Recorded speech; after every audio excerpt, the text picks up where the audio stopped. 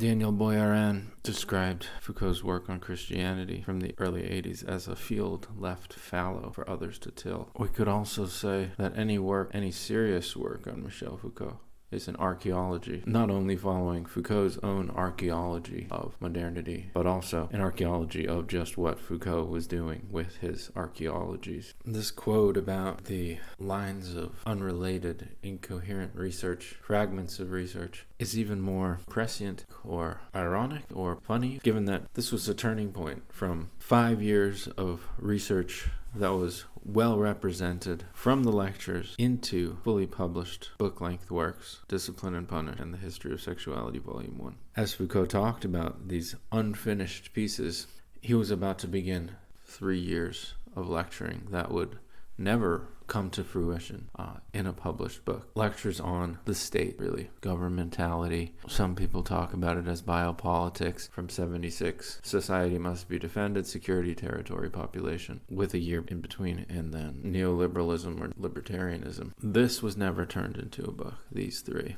Foucault turned to antiquity, and this work on antiquity, although there's much more in the lectures, this early 80s work on antiquity, History of Sexuality, Book 2 and 3, 4, largely brought to completion what was in the lectures from 80 to 83. 83 to 84, this was another loose end, or a loose end that ties back to this missing 3 years, or this 3 years of lectures that were missing from the book work.